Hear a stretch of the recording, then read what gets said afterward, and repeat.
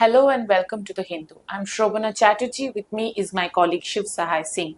A lot has happened in West Bengal in the past 7 days.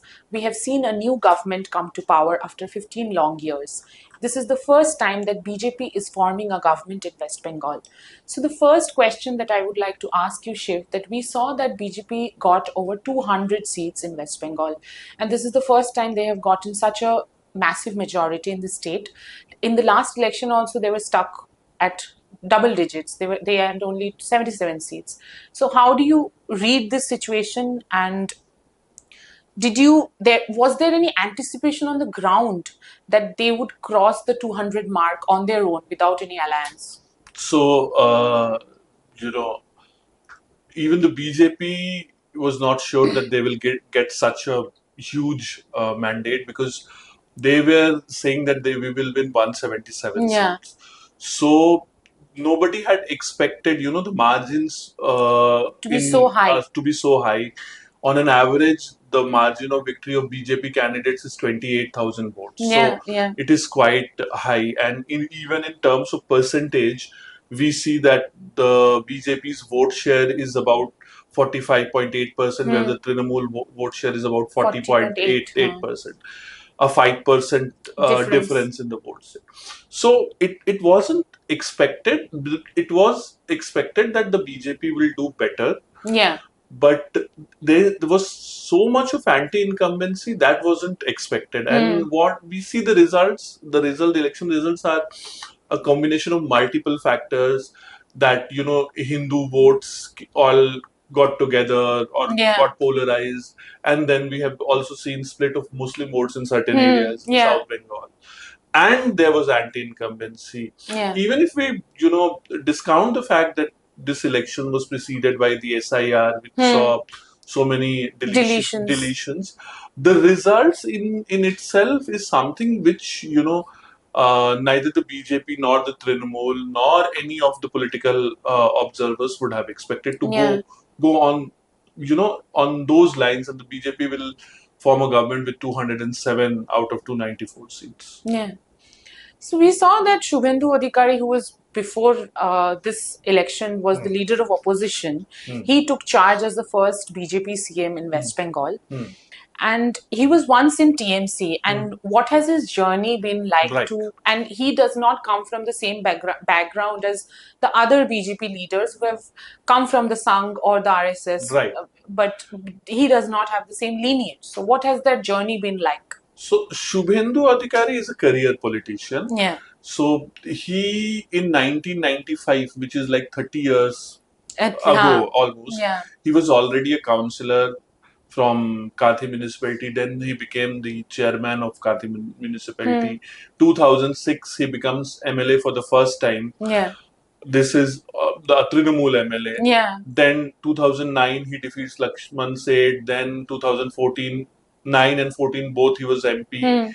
And 2016, he becomes a cabinet minister. 2021, he becomes leader of opposition. So we have seen a kind of a steady and very sharp rise in his political career. The BJP had little option but to make him chief minister because he had defeated Mamata twice. First in Nandigram in 2021 and then in Bhawanipur. And this time also he won from 2 seats. So, 2 seats again from Nandigram and Bhawanipur. So the BJP had very little option but to, since they had put him in a direct contest with the chief minister and the Trinamool chairperson, former chief minister, there was little option that, and they had to go with Suvendu Adhikari. Suvendu Adhikari, compared to other BJP leaders, has a little more experience in running administration. Yeah. So that, I think, can come handy because when he was cabinet minister from 16 to 2020, he was in charge of multiple departments. So that might come in handy, and that is why the reason was. And also from 2021 to 2026, he was, the BJP face, and he did maximum number of rallies every day. He was out on streets. He did a lot of hard work. So there was no reason for the BJP to deny him the top post. Yeah.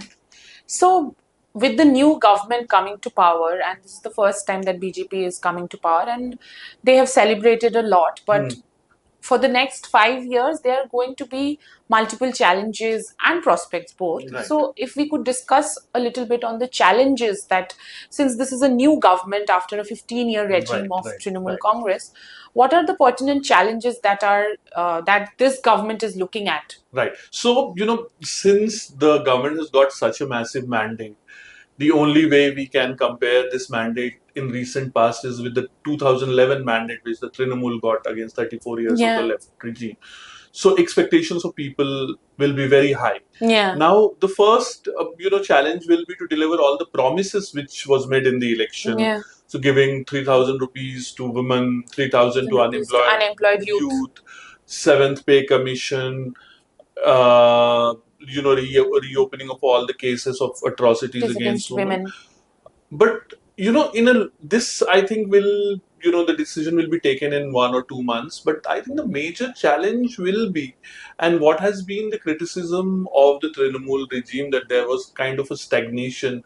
There were no industries, no jobs, and the law and order was also on a decline. So the major challenge will be to work on those fronts. Now that is going to be the most challenging. We will overnight, suddenly there will not be jobs.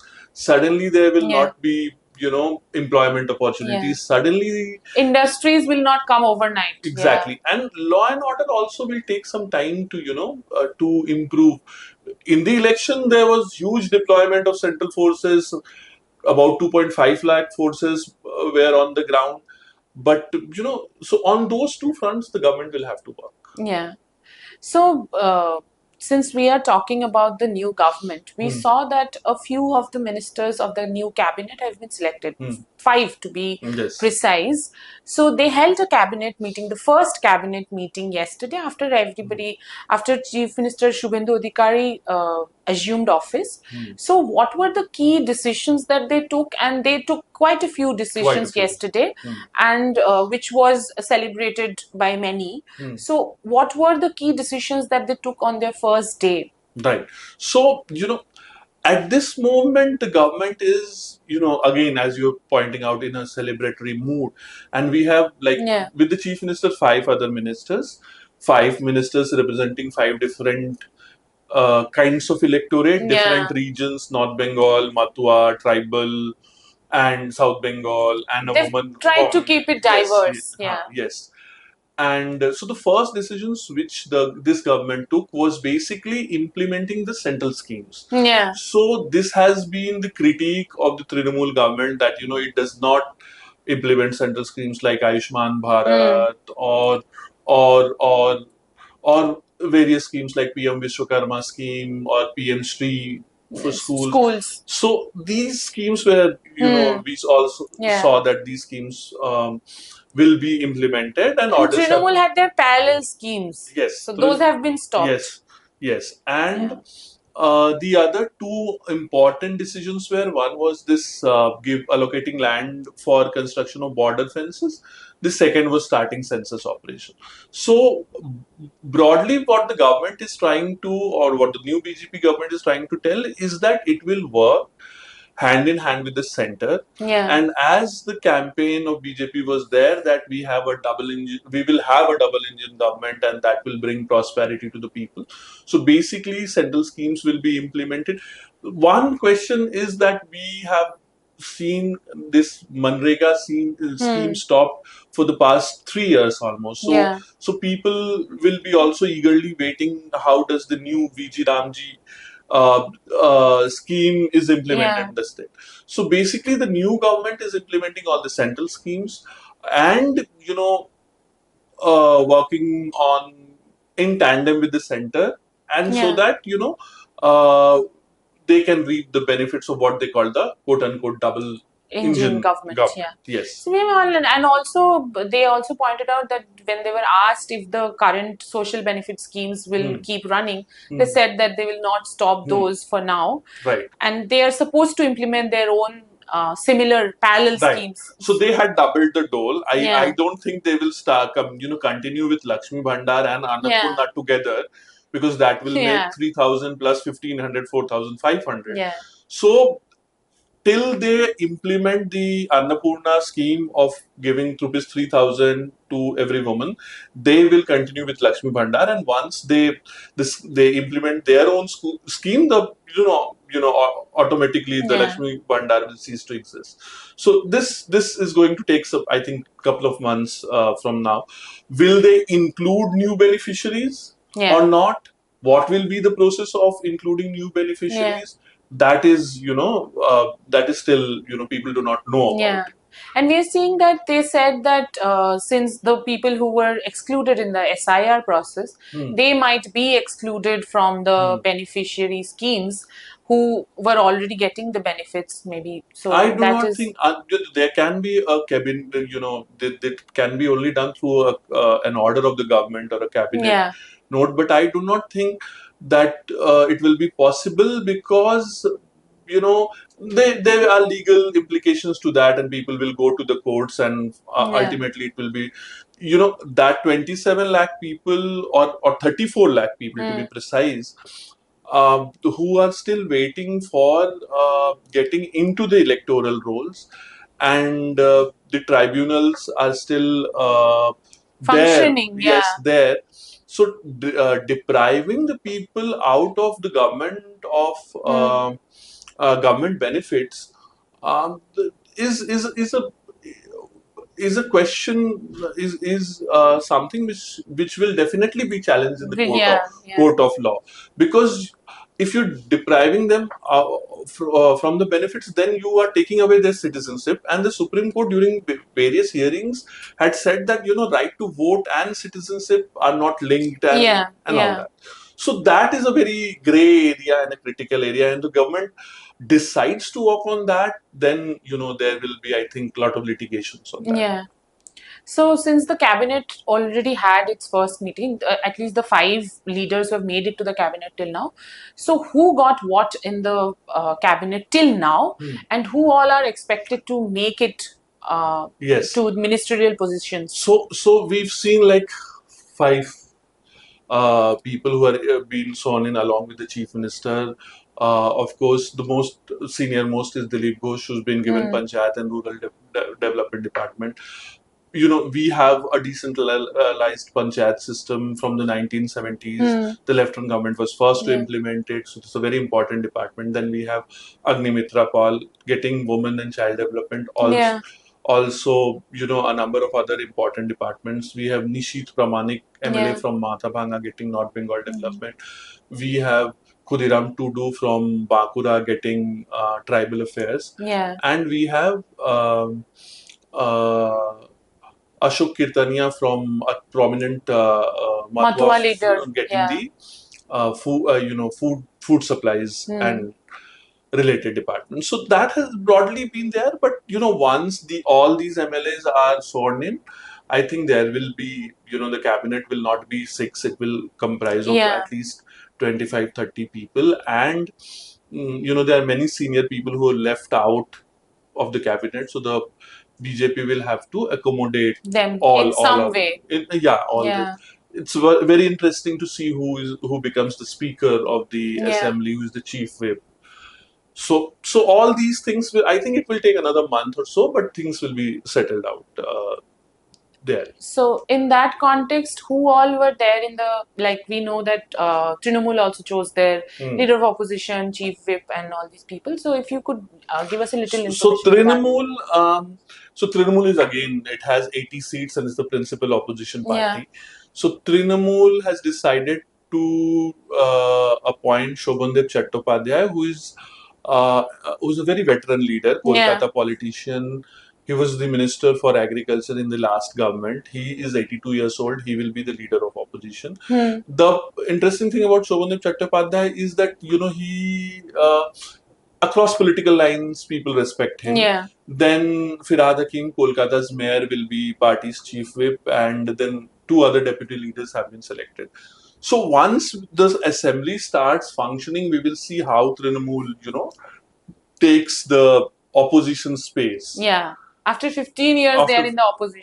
After 15 years, they are in the opposition. And the other question which we were discussing is about the other parties. Yeah. And how the other parties essentially means the left, the Congress, ISF, and the Humayun Kabir. And if they're thinking of a broader Broader left. alliance in the opposition, so how does that look? So, initially, Trinamool chairperson and former chief minister had given call for this opposition unity, which I think the left parties and Congress have outright rejected. Yeah. But I think that as the BJP government starts functioning, they will have very little option but to join Trinamool, because Trinamool still has is it still, even in this election, they have got about 40% votes. Yeah, It's a large amount of vote. It will be very premature to write Trinamool off.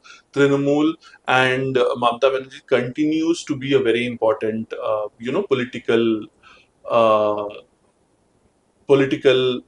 power in West Bengal. Yeah. So, in the interest of opposition, I think the left and the other forces must join, at least in the assembly. They can continue doing whatever programs they are doing outside the assembly, because they don't have numbers. They have one or two MLAs. Yeah. So, if they work with the Trinamool, this will, help them also raise. And their vote share is also pretty low, in single digits per se. Yeah. So, what the BJP has made multiple promises in their manifesto, and now that they're forming the government, they have to keep up with the promises. So, what were the promises, and what do you think will be the major challenges in fulfilling those promises? Like, we know that there's a massive pending DA payment that for the last 15 years it has not gone through, and the TMC was facing a major challenge from government employees, and there were a huge chunk of voters who said that they do not want the Trinamool to win. So, but now the BJP government has to pay that amount, probably have to pay that amount, because there's a Supreme Court order also out there that says that they have to pay. So, what do you think So even will be the challenges? We all know that during the campaign, even before when the BJP came out with its manifesto, Home Minister had announced that 7th Pay Commission will be implemented. The BJP has also promised fresh jobs. So, this whole election was that people refused to believe in the stagnation which the Trinamool regime had become synonymous to. People are becoming more aspirational, and in their aspirations for something more or something better, they voted for the BJP. Now BJP cannot go back on these promises, and whatever we've seen in the first few days, it doesn't look like they're going back. So they will implement the 7th Pay Commission. They have increased the age limit for government jobs. They will have to have very smooth, transparent, clear recruitment in different departments. So all they have to keep, they will have the faith which the electorate has put in the BJP, and this they will have to cater to the aspirations of the people. Now, whether they will be successful in 5 years in bringing industries or not, that's a different question. But they will have to implement these promises which they have. Long term is a different thing altogether, but in the short term, they will have to make the DA payments. They cannot just sit. And from where the funds will come, it is again for the BJP to decide. Maybe the center will chip in, release some funds. So, now that we have a change, people are asking for deliverables. So that is, in the next 1, 2, 3, 4 months, we will see, so for example, that the Trinamool Congress used to give a lakh and 10,000 rupees to Durga Puja's community Durga Puja. Now it will be a policy decision. They will have to take a policy decision whether they want to continue it, or say that the state will not spend money on this. But these calls needs to be taken, because again, Trinamool has its own functioning. They've been in power for 15 years. But whatever they have promised in their manifesto, I think they will have to deliver in 2-3 months, and they are, I think, on it. On it.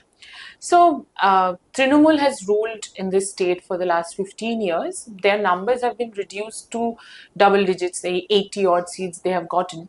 So, with that number, and as the principal opposition party, how do you think the next 5 years will look for the Trinamool? Now, so there are a couple of things. One is that BJP had got 77, Yeah. and in another one after 2021, we see MPs defecting. We see Yeah. 7, 8 MLAs also joining. The first challenge for the Trinamool will be to keep its flock together, Yeah. keep all the 80 MLAs. people together. Yes. The second is again, this is we are talking just after 7, 8 days after Yeah.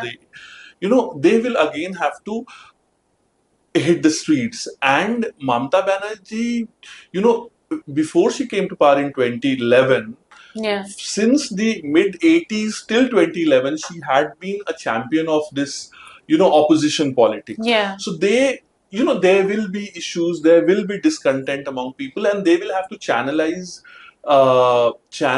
the, anger or whatever discontent of the people. And I think the Trinamool is a force that will remain for some time. It will be not very wise to just say that this is election and after that Yeah, and they're Trinamool. finished. We cannot say that. We cannot say that, particularly when Mamata Banerjee is there, and this defeat again was something which the Trinamool leadership had not expected. Yeah. They had expected that their margins will fall, they will Yeah. lose some seats, but they will somehow Yeah. remain in power. But that did not happen. The electorate, as we've been discussing, that they did not. They wanted something more. The aspirations of people are rising up. So there will be challenges, and there will be always a space for the opposition to. There was a basic idea on the ground that they want change, poriborton. Like in 2011, also the campaign that Trinamool ran was poriborton, and that same poriborton has now. This is slightly different from 2011, because in 2011 we could see. Yeah. It was quite visible. Quite visible. Panchayat districts were lost. Panchayats were lost. But this was a very sudden, kind of. 2024, Trinamool wins 29 out of 42 Lok Sabha seats. Yeah. What happened in 2 years? So we have seen that there was noise that a lot of the Trinamool MLAs are about to leave, but then we have seen that sources have said that they might not be leaving. And there has been a lot of infighting going on right after BJP got such a huge mandate. And then we are seeing that very senior leaders are blaming each other, and many are blaming IPAC. And we have seen a few of them also blaming General Secretary Abhishek Banerjee, who is also the second in command in Trinamool Congress. So what is that looking like on the Trinamool side of things? So usually when a government goes out of power, so these kind of allegations do surface. There will be some people who will leave politics. There will be some people who will try to go and align change sides. align with other forces or the ruling party. So we will see that in the next few weeks or months. But this allegations against IPAC is because IPAC is a corporate entity. It's a political consultancy firm, and it's a soft target. So it is easy for everybody to attack them, because one, they cannot defend themselves. The second is that their role in the Trinamool Congress was to manage their campaign, maybe give inputs on this selection of candidates. But the party was actually run by Mamata Banerjee and Abhishek Banerjee. So whoever doesn't want to target them directly is targeting IPAC. But these things happen in party, even in very, very organized parties like the left parties, when they have lost, the allies have raised questions on the functioning of the CPM. CPM leaders themselves have criticized that, the policy of land acquisition was not correct, and that is why we lost. So it does happen. It is all result of this electoral debacle. And, it's going to continue for another few months. And we have also seen that Trinamool is raising a lot of allegations that there have been massive post-poll violence. And apparently they're also accusing that the authorities are not doing much about it. And we have also seen that BJP is also accusing that they have also faced post-poll violence, and both sides have said that multiple of their members have died. And Right. one of the high-profile cases that we saw this time, we don't know if it is Right. particularly post-poll violence, but the personal assistant of Suvendu Adhikari, our current chief minister, he came under attack and he was shot dead at point blank range. And what do you think the post-poll violence is looking like? So post-poll violence, has been a feature in Bengal politics. In fact, electoral violence have been this time during elections. We did not see any violence. Yeah. So there have been reports of post-poll violence. There have been claims by both BJP and Trinamool Congress. As you pointed out, that we do not know what was the motive behind the killing of Chandranath Rat, DPA of Suvendu Adhikari. But we have seen, bulldozers dismantling Structures, party offices, shops.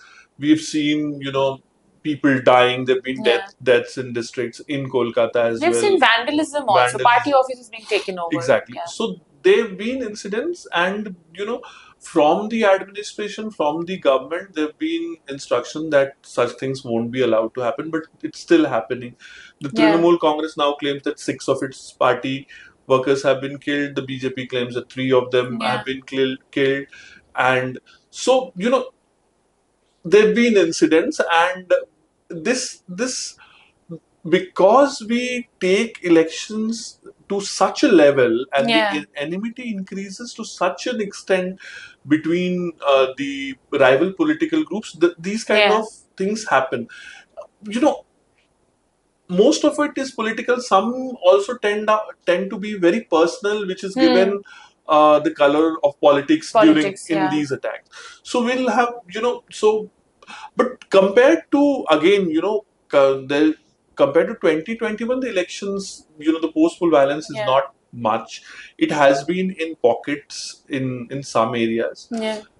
And the administration has largely been quite successful in not allowing the flare up to contain it. Been able to contain the flare up. And also the remarks by the BJP leaders that they will, you should not take over the rival political parties, party offices and all. So all that have worked, but again, whatever, even if it is less in numbers, these FIRs should be registered, investigated, and people who've been responsible must be arrested. We'll have to wait and see how investigation goes into these things. Maybe parties who are at the receiving end of the violence will move to the courts. So it needs to be seen. But